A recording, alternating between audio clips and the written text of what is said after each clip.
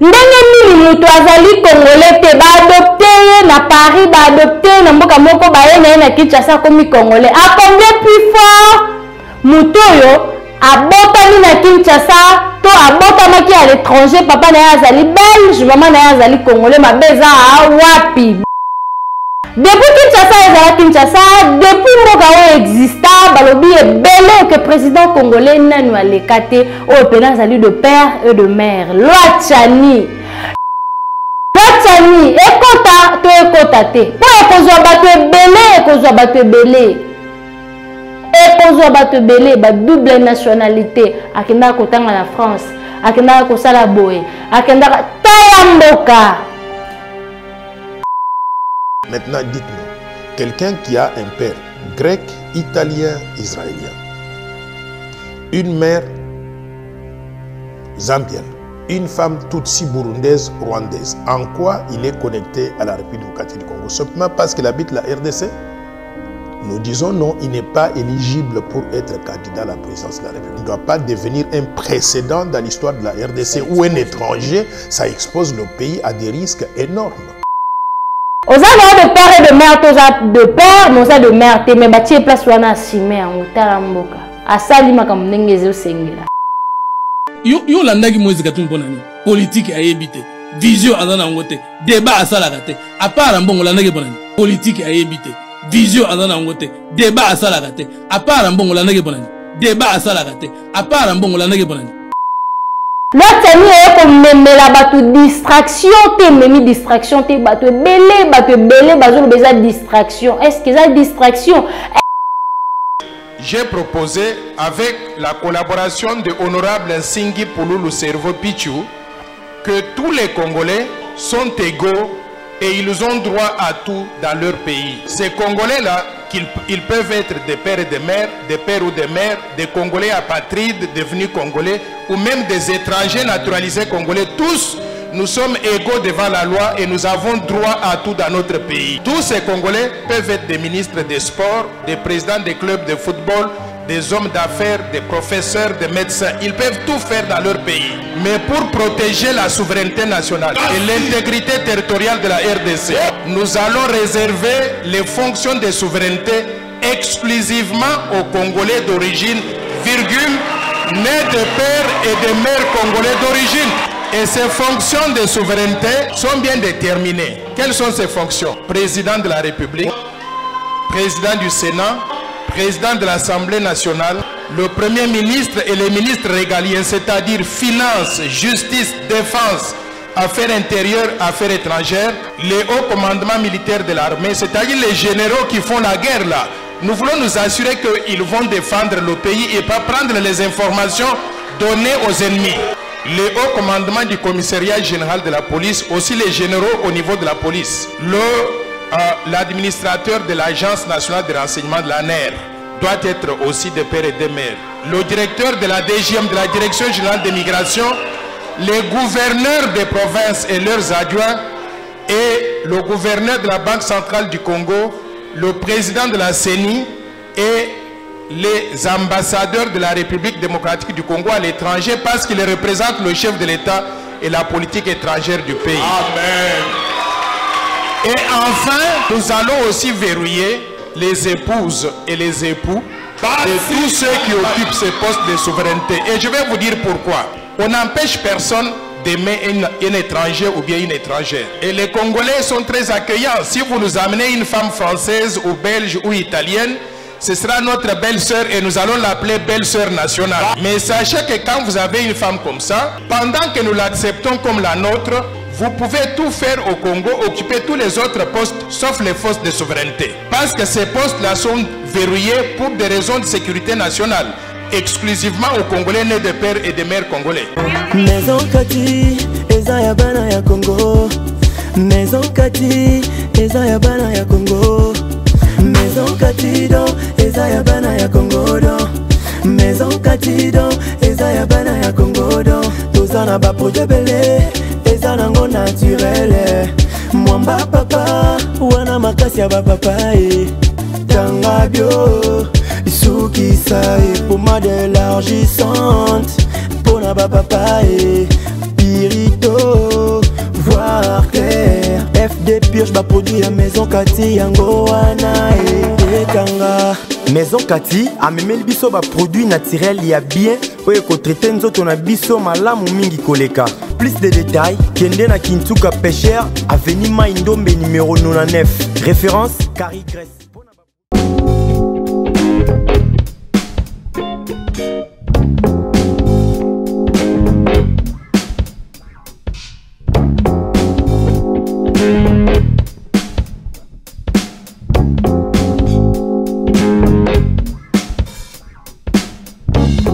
Vous êtes la bienvenue sur MP Télévision, chaîne Nabiso, chaîne Nabino, Babodé Nation Puissante Télévision.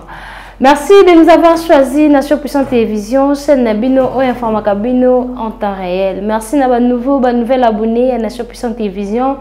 Ne bozana butu yokola moi na katia Nation Puissante Télévision. Nengi bino mingi boko ta ebele to vu misa Nation Puissante TV et longo na bino.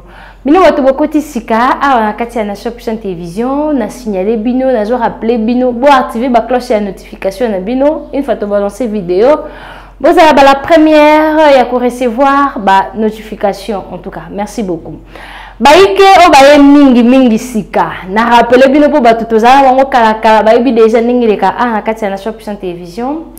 Nous avons une émission qui toko à la Nation Puissante Télévision telle que Santé pour tous, Talamboka, le monde dans l'église, la vie et ses réalités. On a une émission à la Nation Puissante Télévision. Bah monsieur ils ont na labo, bazo bongi c'est un kala mingi koza pour na bino abonné à Nation Puissante Télévision. Ah on a katia MP Télévision, bo sauter les karaté, to les kisarabo sototé.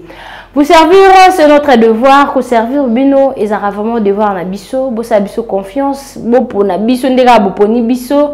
Bo benga la ebele boya awa na kati ya Nation Puissante Télévision. Na ba santé pour tous, na émission santé pour tous. Boko bénéficier à makambo belé wana maman kati munga imu kwa zakawana. Boko yoka mnini etali. Bopi kiliki bokunu nzoto ba le monde dans l'église bakamba bien eza na Nation Puissante Télévision non signaler bino boko sepela bino baye boponi Nation Puissante Télévision ko chaîne na bino ou ko informer bino. Merci beaucoup na ba consommateur no so ya maison chez Kati, merci na maman Kati Munga, merci na batunyo so balingale ya Dembo, l'agent de la presse congolaise. Ngai wa bino le ya Dembo na Kati ya Tamboka, maman vérité et lobi papa Keva depuis Belgique, comme je te fais coucou papa Keva depuis Belgique à lobi maman vérité. En tout cas, merci beaucoup na batunyo so balingaka émission o ezali Talamboka o totalaka République démocratique du Congo, biso na bino babonné à Nation Puissante Télévision. Total Mboka, c'est important que Total Mboka. Soit Total Mboka te, toko kende kaka na kotengama, toko kende kaka la bama bebele, toko kende kaka na makambo tozo kenda ngona ben sécurité, na ba agression rwandaise, na ba $3 ils mata. Donc il faut Total Mboka. Talamboka likamba mabele, Total Mboka baiki, Total Mboka. Talamboka ya mikola lelo na ki koloba nini to ki koloba nini to kolobela nini Talamboka ya mikola lelo zakaka na kati ya ville province ya Kinshasa nini esalami na kati ya ville province ya Kinshasa nini ezo salema ba qualité est tellement belle que ezozanga te il faut ka to lobela yango na Talamboka il faut vraiment to bénéficier il faut to lobela yango il s'agit à kolobela. Il s'agit de la République démocratique du Congo, pays na biso, mboka na biso, ya batute, torowe lompe na mutute, puis ya biso moko ba Congolais. Kini ya bana kin RDC ya ba Congolais nyonso. Toko lobela nini bobile ya dembo tuko yika mi place wana. Ba nouvelle ezo bima, makambo ezo bima concernant loi Tchani. Loi Tchani ezolobisa ngai babilo le ya dembo na ye nango na ye na ba video to lobeli yango bomoni ndenge bato baleki wana kati ya Talamboka kolobela baiki pe balobi loi Tchani ekozwie moko pe lisusu ekozwa ye moko Tchani mpona ye pe aza américain Talamboka biso tozola muka ba actualité ezobima kaka bazoloba kaka le moko azoloba kaka Talamboka loi Tchani tozotalela yango biso nyonso to kotala mboka baiki ebele bakongomani ebele bazotala yango ebele pe baza na nsima na yango ebele pe balingi yango te.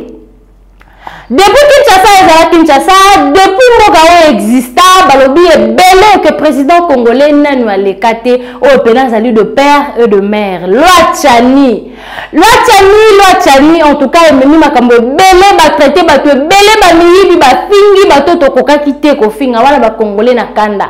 Tomonaki bajeune bilenge ebele oyo balobaki mpona Loi Tchani que le cardinal Fridolin Ambongo na Abbé Cholé bazwi mbongo venant de Moïse Katumbi Tchapwe oyo apesi bango mpo baboya Loi Tchani balobaka Loi Tchani eza kokabola bana ya Congo tala mboka wana ngai te wana bajeune bilenge ebele bazoloba yango bazoganga makasi ke Moïse Katumbi Tchapwe apesi Abbé Cholé mbongo apesi le cardinal Fridolin Ambongo mbongo pona baboya yango tala mboka. Eske bosolo eske babuki lokuta totala mboka.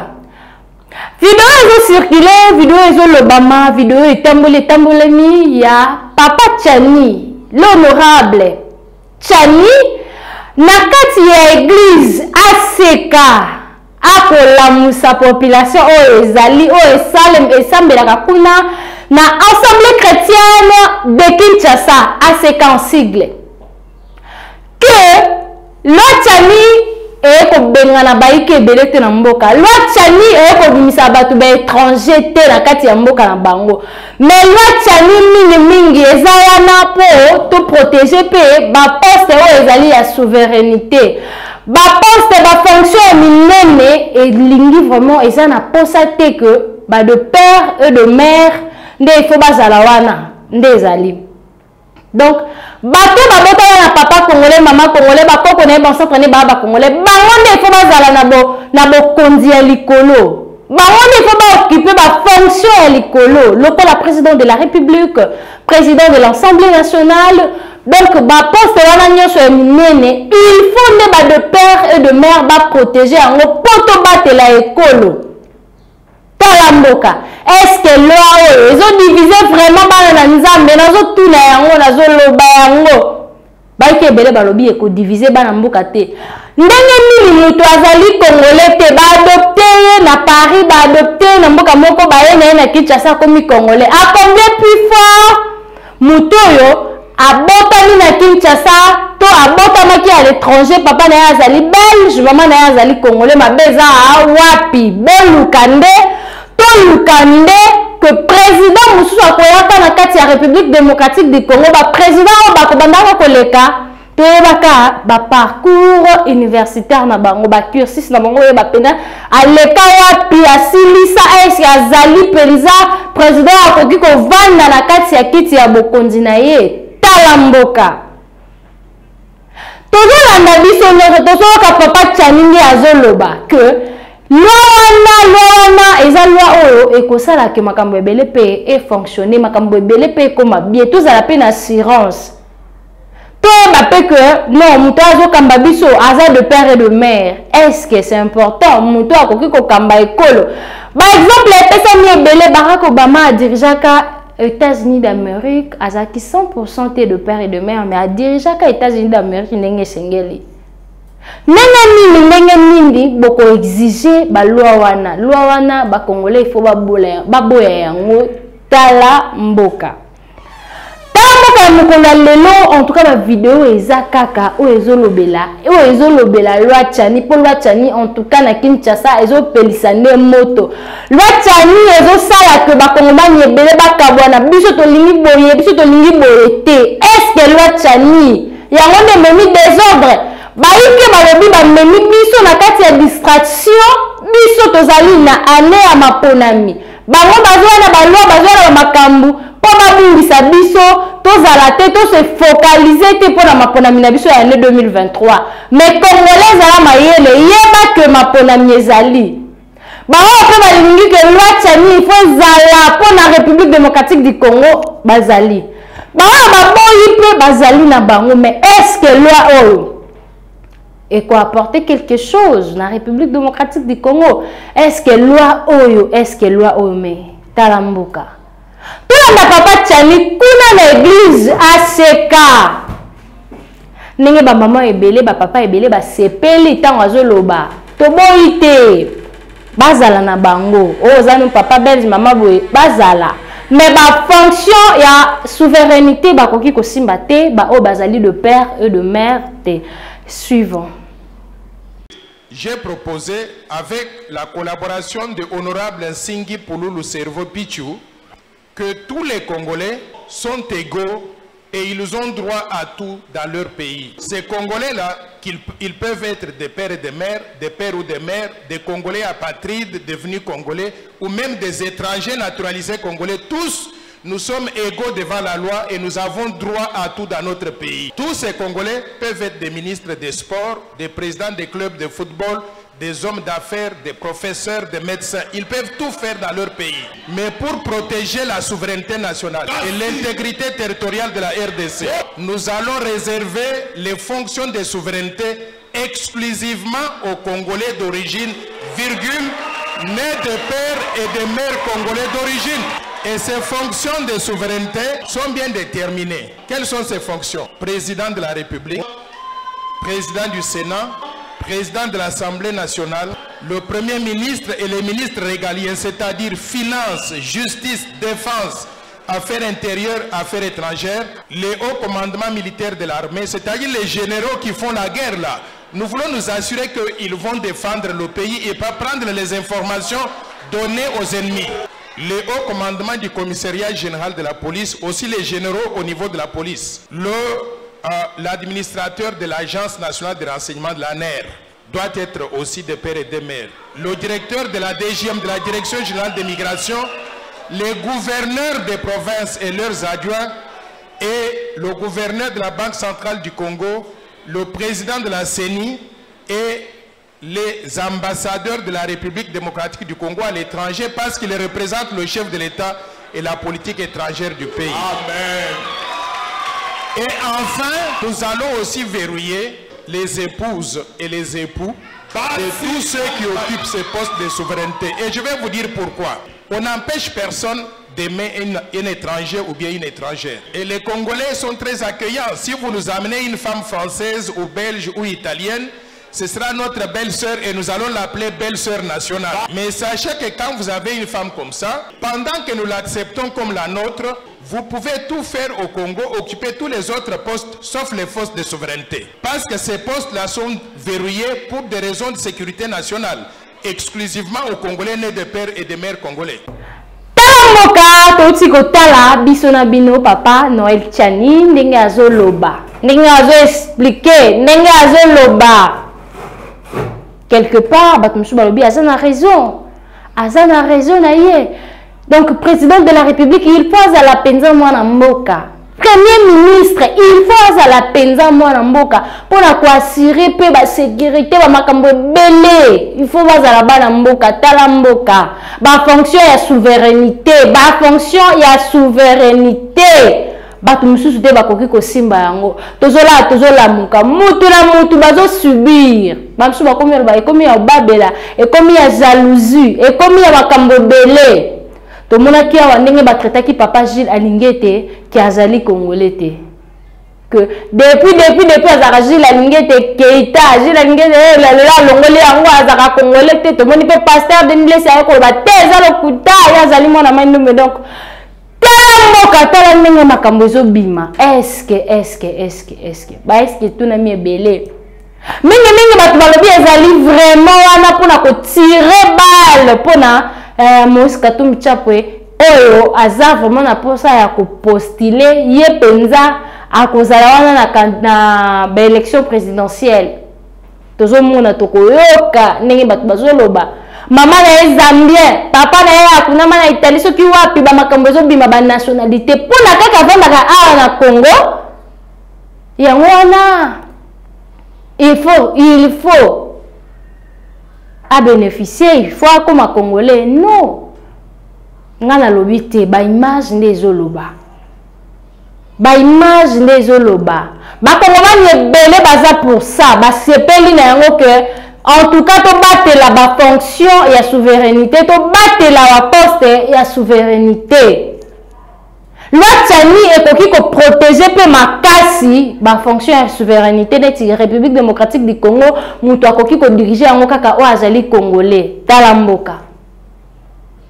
Yo mwasi azali tuti, mwasi azali soki nani olingi kaka oza na kati ya République démocratique du Congo to boite bon vanda na kati ya République démocratique du Congo mais poste ya souveraineté ko penser te ko kanisa te yo ko kota na kati Congo ya ba congolais mutu ya ba place azali soki ozali congolais belge ozali maman no belge papa no congolais mabe ezate okosala oza député wana elobaki Noël Tchani, wane lobi papa Tchani azoloba, mokonzi ya loi Tchani, yende azoloba. Ozalaka na yo belge, baba naza congolais, oui, oza congolais, mais poste ya souveraineté nde na mboko okwasime yango te, okozwa yango te, okoleka na présidence te. Bato bazongisi ba image, balobi, ye moko azoloba wana. Aza na nationalité américaine. Talamboka qui dit vrai. Talamboka politique ya Kinshasa, politique ya mboka na biso ndenge ezokende. Aliyo makambo ezokende la, lokola toza na kati ya lisano, tandis que le pays va très mal. Biso toko sa makambo ezobima lokola baje. Bakongole na banzala na libumu, makambo ezobima, ezobota. Dollar franc congolais.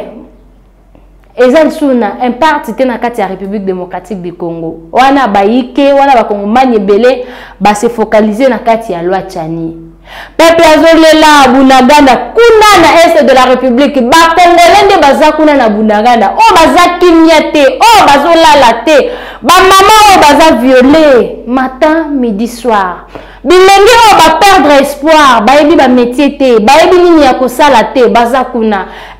Nyoso tango nyoso mite meze ya kopela moto bal nde bal babal perdu loko elo mususu bana ya 14 15 na bana na maboko oyo bayebi bapapa te bazalaki violé na est du pays mais tosepeli papa Jean-Pierre Bemba Gombo azwi kuna ministre ya défense baike pe batali misu mingi kuna epai ya Jean-Pierre Bemba Gombo oyo azo akwasire poste na ndenge sengeli talamboka loi Tchani ekaboli bana ya mboka to ekaboli bana ya mboka te loi Tchani eko memela batu distraction te memi distraction te batu ebele bazolo beza distraction est-ce que ça distraction est-ce azola musa conscience ya ba congolais ebele ya mwana nde makambo yango wana nde vraiment makambo ya minene oyo bakongolais bazoloba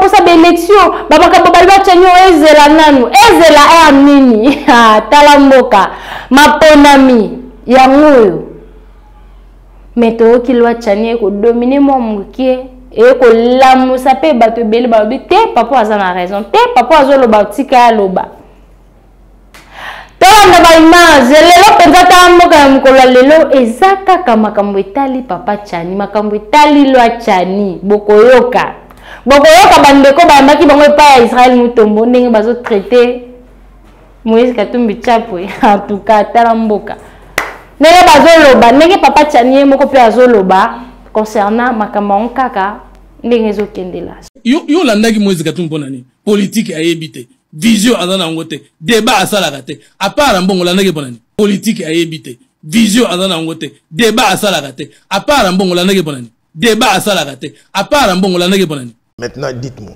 quelqu'un qui a un père grec, italien, israélien, une mère zambienne, une femme tutsi burundaise, rwandaise, en quoi il est connecté à la République démocratique du Congo? Simplement parce qu'il habite la RDC? Nous disons non, il n'est pas éligible pour être candidat à la présidence de la République. Il ne doit pas devenir un précédent dans l'histoire de la RDC où un étranger, ça expose le pays à des risques énormes. Talamboka toti kolanda biso na bino ndenge bazoloba ndenge makambo ezoleka papa Tchani alobi mwasi aza tuti papa aza grec papa aza soki nani po ozaka na Kinshasa yango il faut ozala okoma congolais ozwa pe bokoni na mboko esimba te ekosimba to tomoni pe bandeko kuna bazoloba olala Moïse Katumbi pona nini pona mbongo pona nini mais asana eloko te aibi ata débat aibi eloko te donc tala mboka tala politique ya Kinshasa tala makambo ndenge ezokendela awa na Kinshasa pour réussir bien pour sepela actuellement na Kinshasa il faut ça la politique kuna ne misolo izali ba politicien na biso bato bazwa ko postuler elo la bango liboso bakendaka nango o bazala na mitu na bango iza mbongo nde bakie koluka bazana compte à rendre mon côté na population tant population azolela talamboka loi tchani e ko bimakaka na ba mikolo pona nini. Est-ce que loi il faut banima yango? Est-ce que loi oyo eko sauver ba fonction ya souveraineté? Ba fonction ya souveraineté il faut kaka congolais mutabatela yango, il faut kaka congolais mutu asa la place wana talamboka. Balobi yepe chanie moko bazo benga en Amérique balobi ndenge nini oyo ko sala mal à l'aise oyo ko kota poto na mboka ya batu yo moko zana no américain. En tout cas, ils ont Samaël, ils ont battu, nani azolo ba vérité, nani alinga salisa biso baje, il faut leur bandi na yango, ba congolais pe belé balingi loi ote. Ba congolais pe belé balingi loi oyo. En tout cas, pays eza wapi, to komi wapi, tala bulu yeke ndenge koti na kati ya République démocratique du Congo. Tango baninga bazolela, awa bulu yeke pona loi tchani, nyonso ezo zika pona loi oyo. Est-ce que les Congolais de père et de mère, ceux qui m'ont vendu na place Walande bakosala bien, osa de père et de mère, ce qu'on sala ba classe té, au temps la classe n'engé singélité. Est-ce que na place Walande ba tu ko assimé ango? Osa de père et de mère, osa de père, mais osa de mère té, mais ba tu place Walande assimé ango talamboka. Asali makambo n'engé zo singela. Tala vraiment ndenge makambo zo tambola na République démocratique du Congo et surtout les kambo oyo en tout cas ba makambo za belé mikolo na République démocratique du Congo ba mwanga shushu bakangaki ezali pe kaka na République batu balala balamuka ba makambo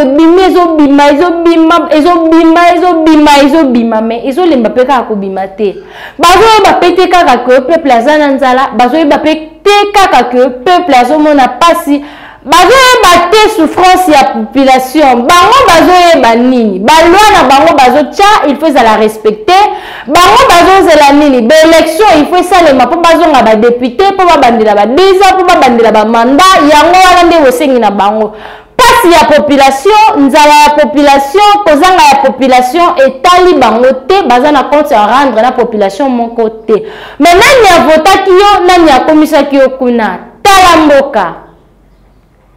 L'autre ekota to ekota te po ekozwa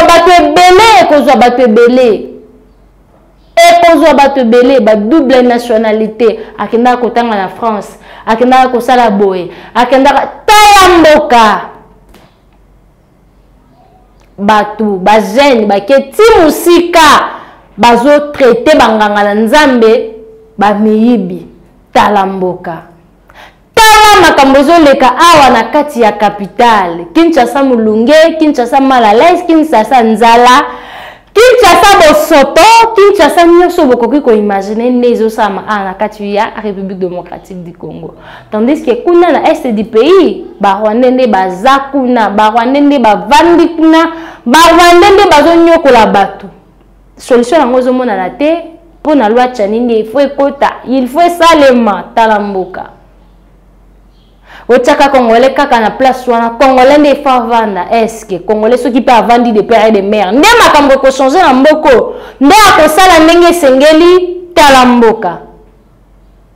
Est-ce que pende a solo depuis République démocratique du Congo la République démocratique du Congo tina mo ya lelo nanu de père et de mère a simbate a diriger école oyo te talamboka mituna ezo ya ebele.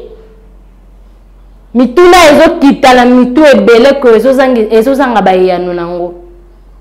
Total mboka, total vraiment mboka République démocratique du Congo mboka na biso nyoso ba Congolais. Mboka na biso oyo to lingaka mingi.